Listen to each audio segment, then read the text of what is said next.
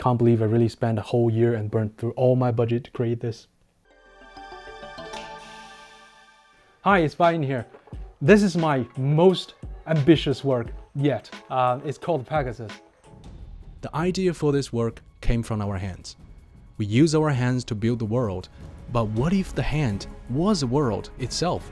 I was imagining a huge winding river on the palm, cascading into a waterfall. What if I can create an epic story around it even, with each section of the hand tells parts of the story, just like chapters in a book? A captain sails a small ship towards the unknown, while the fingers slowly close and try to crush it. Once I had the idea, I move on to the making. The first challenge was shaping the hand. Hands can take on so many poses, so what should I choose? I started by making a small hand from clay to figure out the poses. In the end, I decided on a pose with index finger pointing up, the other fingers bent down as if it's about to crush something. I cut out large pieces from foam and used wires for structures to form the basic shape.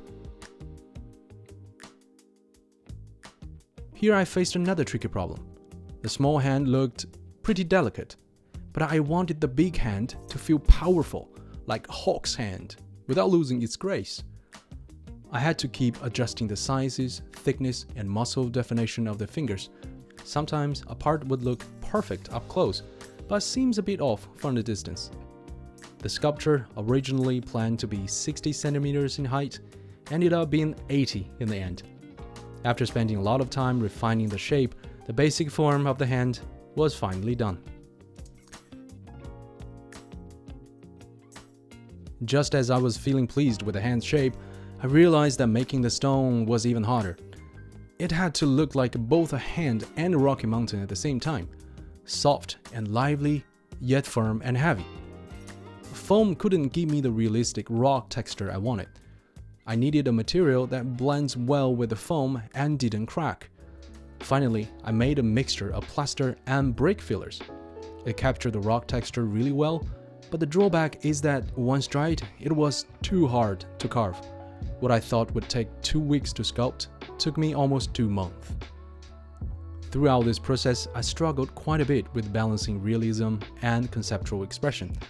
I worried that people wouldn't really understand it, but in the end, I decided to go bold and make it more conceptually engaging for me. I carefully carved the mountain textures, making the finger joints look like a peeled, cracked terrain, matching the muscle directions on the back of the hand for coherence. I contrasted the palm into 2 distinctive sides. On the left, I carved this layered wing shape, representing untouched nature, and on the right, I created a temple on smooth artificial land, representing human intervention. Initially, I envisioned a painting inside the temple representing a tribal totem for the theme, Pegasus, but I switched to carving a relief for more impact instead. The complete relief was placed in broken columns, symbolizing that Pegasus is uncontainable. I know you have questions, but just keep watching. Everything will make sense in the end. Then I added settlements where these tiny villagers would live on the back of the hand, hiding among the exposed bones and tissues thanks to the extensive excavation from human activity. After finishing the sculpt, the next step was painting. To maintain the stone texture, I used multiple layers of thin paints instead of heavy base coats, making each layer more translucent so that colors underneath will still show through, giving the stone a natural and subtle look. Given its abstract nature, I chose warm tones on the left natural side and cooler tones on the right human altered side. The 2 tones meet near the wrist to give it a sharp contrast. For the hand's back, I imagined that all the digging and building will make the big hand bleed, but in blue, contrasting with the yellow-brown for an appealing effect. It also explains that people here has no idea that the blue streams comes out of the caves are actually blood. Once the main color scheme is set, I need to paint the textures and details of the rocks. This is quite tedious, to be honest, because there are just so many rocks to paint, and I also need to occasionally check if the overall colors are coordinated. I also made additional tutorials on how to sculpt and paint rocks in detail for my patrons, so if you're interested or just want to support my work, you can follow the link on the screen. Most village houses were 3D printed and hand painted, ascending in 3 tiers: the village, the town, and the castle, symbolizing development of civilization. The higher they go, the harder it becomes to extract resources, until the day they cannot dig anything out of the mountain. After finishing the village, I added some details to the river to meet the requirements of the story plot. For example, there are many reefs in the middle of the river, and the wreckage of previous expedition ships are washed up on the shore. Moving on to the next challenge, the making of the ship. As some of you might have seen from the previous short film, the secret of this ship is its ability to fly. Hidden within the ship's hull is a mechanical structure, and the wing will spring open when needed. There's no readily made parts or ship we can use, so we decided to design the whole thing from scratch. We have tried so many times with different versions of a mechanism and we almost gave up because it is just so hard to print out a working mechanism with a 3D printer, because every part is so tiny, and in the end we have to rely on photo etch parts to make things work. Also, to enable the wings to retract and extend, the ship's hull must not only have internal structures, but also have a side hatch that can open. We designed a linkage structure inside, where rotating a handle at the back will sequentially open the hatches. Since the captain sails alone, the triggering mechanism also needs to be simple. This may look easy, but it was quite challenging and frustrating. Fortunately, in the end, we managed to pull it off.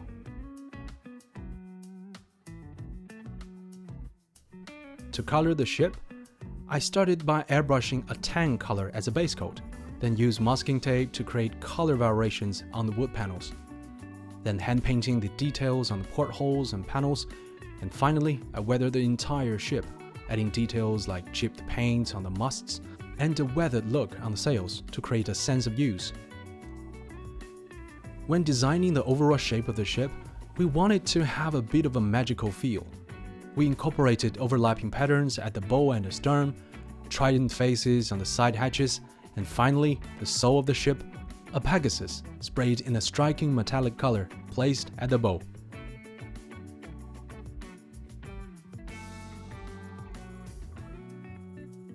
The size of the ship also went through multiple changes.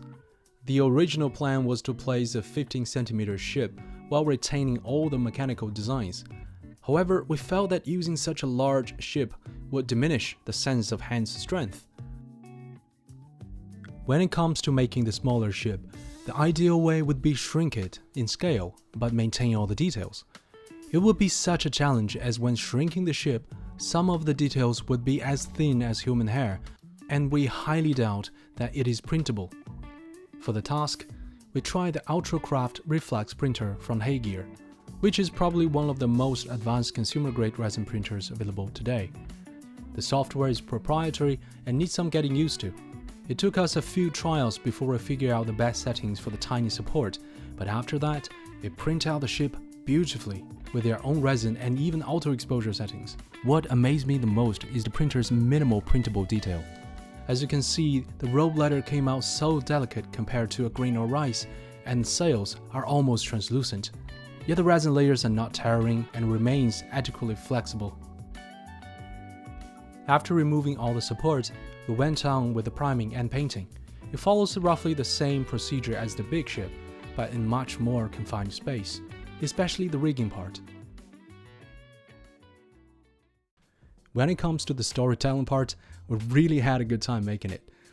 We used a lot of props made from scrap material, and also we hired this fancy clothes, and I tried to dress up as the captain myself.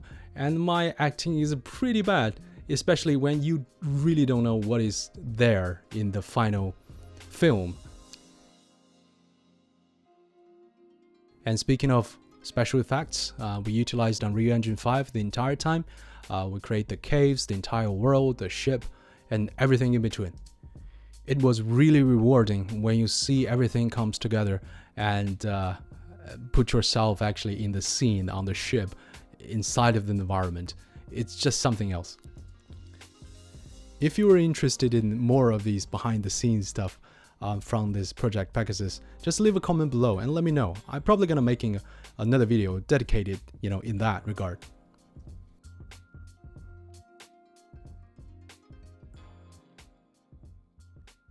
Finally, we have reached the last step of this marathon, creating the water effect. It is mainly divided into two parts, the river in the palm and the waterfall between the thumb and the index finger. For the river, the focus is on keeping the transparency while creating these turbulent waves. I started by airbrushing base color on the riverbed, adding some light and dark tones and shadow of the water ripples. Then I moved on to the lengthy process of layering the resin. Now each layer of resin needs to have a subtle difference in color to create this depth. After which, I carved the water flows and the waves on the surface, and finally paint the white foam on water that hitting the rocks at the shore. As for the majestic waterfall, I created a framework using wire and aluminum foil, then use a clear and white gel to create the powerful cascading effect. The flow of the waterfall needs to seamlessly integrate with the resin above it, and the meeting point with the base below should have a slightly spread out look, not drawing too much attention but still looking natural. Now, the final touch. Position the ship at the juncture just before it takes off. And the story unfolds. A group of brave people settled on this massive and magical land and thrived. But as they dug deeper, resources dwindled and earthquakes grew frequent. Desperate for new homes, they launched expeditions, but all failed, with ships wrecked by storms. Myth of magical barriers and sky monsters turned into law, forbidding exploration and shipbuilding. During this time of despair, a defiant captain secretly built a ship in a cave and set sail, determined to uncover the truth and save his people. The wind was foul and sea went up.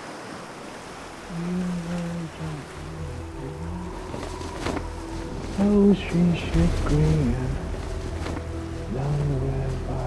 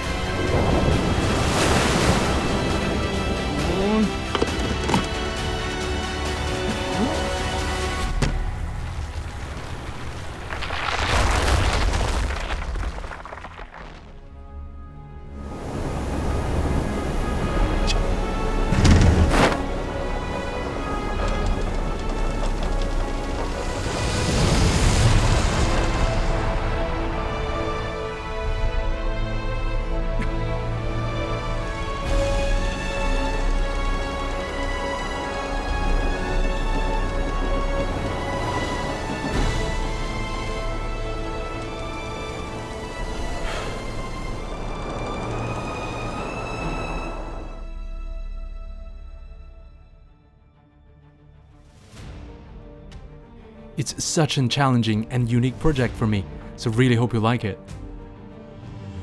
For my collectors and supporters, I also made very limited copies of editions which maintained almost all the details of the original work. If you'd like to get one, you can visit my website while they are still available. Thank you so much for watching. Consider subscribe and hit the notification bell so you don't miss videos like this. I'll see you on the next one. Bye out.